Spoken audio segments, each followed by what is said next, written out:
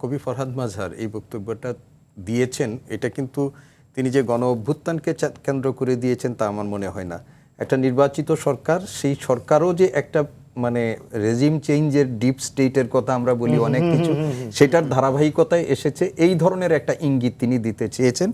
এবং তিনি বলেছেন যে ক্ষমতা আমাদের হাতে নেই, ক্ষমতা মার্কিনীদের হাতে, এই কথাটাও কিন্তু তিনি স্পষ্ট করে বলেছেন।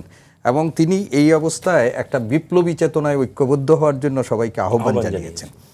এখন প্রথম কথা হলো কবি মাঝহার, এই যে ফরহাদ মাঝহার যে কথাটি বলেছেন, এর মধ্য দিয়ে বাংলাদেশে যে আপনি যে নির্বাচনটি আমাদের 12ই ফেব্রুয়ারি হলো, এটা আমাদের সর্বমহলে, দেশি বিদেশি সর্বমহলেই বলা হয়েছে যে বাংলাদেশের ইতিহাসে এটা অন্যতম একটা মানে নির্ভরযোগ্য বিশ্বাসযোগ্য নির্বাচন অনুষ্ঠিত হয়েছে।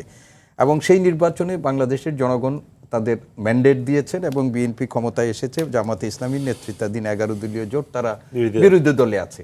প্রথম কথা হলো ফরহাদ মাঝহার সাহেব এই বক্তব্যের মধ্য দিয়ে বাংলাদেশের এই যে মানুষ এবং তাদের রায়, সেটাকে তিনি মানে কি বলবো যে অপমান করেছেন তিনি, এটার প্রতি তিনি যে বক্তব্যটা রেখেছেন এইটা।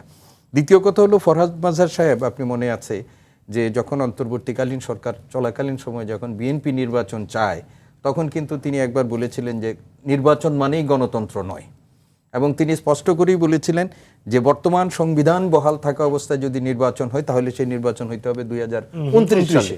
এবং সেই জন্য তিনি একটা গণপরিষদ নির্বাচনের মধ্য দিয়ে একটা নতুন করে সংবিধান প্রণয়ন করে সেই সংবিধানের আওতায় নির্বাচন করার জন্য তিনি পরামর্শ দিয়েছিলেন। শুধু তাই নয়, তিনি একথাও বলেছিলেন যে যারা এই নির্বাচন চায়, তড়িঘড়ি নির্বাচন চায়, তাদেরকে তিনি তীব্র ভাষায় সেই সময় তার ল্যাঙ্গুয়েজে তিনি সমালোচনাও করেছিলেন। তো বাংলাদেশের আমাদের নির্বাচন হলো পৃথিবীব্যাপী গণতান্ত্রিক ব্যবস্থায় সরকার পরিবর্তনের একটা স্বীকৃত ব্যবস্থা। এবং এই নির্বাচনকে পাশ কাটিয়ে অন্য কোনোভাবে যখন পরামর্শ আসে যে ক্ষমতাকে প্রলম্বিত করার, এবং একজন ফরহাদ মাঝহারের মতো ব্যক্তির কাছ থেকে যখন আসে, তখন তো এটা নিয়ে তার সম্পর্কে, তার অবস্থান সম্পর্কে দুদুভাই যেটা বলেছেন বা সেটা একটা প্রশ্ন আসতেই পারে।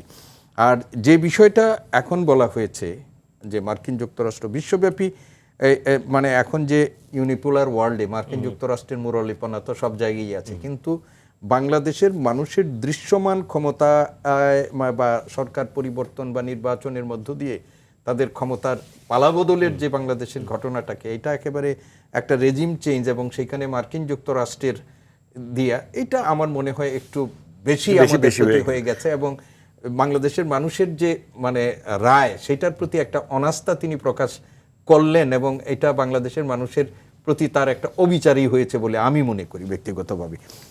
বাংলাদেশে এই যে একটা প্রক্রিয়ার মধ্য দিয়ে শেখ হাসিনার পতন, সেটা কেবল জুলাই আগস্টের মানে আন্দোলনের মধ্য দিয়েই হয়ে গেছে তা না, এটা একটা চূড়ান্ত পরিণতি হয়েছে। যেমন আমাদের মুক্তিযুদ্ধ 1971 সালে হয়েছে, কিন্তু এটার পটভূমি রচিত হয়েছে 24 বছরে। আপনি রাষ্ট্রভাষা আন্দোলন থেকে শুরু করে আমাদের মুক্তি সংগ্রামের ভিত তৈরি হয়েছে এবং সর্বশেষে সেই 71-এ আপনার মহান মুক্তিযুদ্ধ। ঠিক অনুরূপভাবে আপনার 2008 সালের পর থেকে আমাদের যখন ফেসিবাদ আস্তে আস্তে রূপান্তরিত হচ্ছে এবং ফেসিবাদ বিরোধী আন্দোলনে ওনারা আমাদের দুই পাশে দুইজন আছেন, দীর্ঘ তাদের যে লড়াই সংগ্রাম, সেটার ধারাবাহিকতায় এসে সেটা হয়েছে। এখন এটাকে মেটিকুলাস ডিজাইন, আনফর্চুনেটলি এই গণ অভ্যুত্থান পরবর্তী সময়ে আমাদের রাষ্ট্র কাঠামোর মধ্যে বা সরকার পরিচালনার মধ্যে আমরা এমন ব্যক্তিদেরকে দেখলাম যারা বা ওই সময় সংস্কারের কথা বলে যারা বাংলাদেশের মানুষকে নসিহত দিলেন, তারা এই 17 বছরের ইভেন আপনাদের চূড়ান্ত মুহূর্তের এই আন্দোলনের সাথে খুব কম ব্যক্তির সম্পৃক্ততা ছিল। বাইরে থেকে এসেছেন অথবা ইয়াতে এসেছেন। ফলে এই আন্দোলনের যে পটভূমি যেভাবে রচিত হয়েছে, যা আন্দোলনের যে চূড়ান্ত পর্যায়ে এটার বিজয় নিশ্চিত হয়েছে, যারা মাঠ পর্যায়ে ছিল তারাই এটা বুঝেন।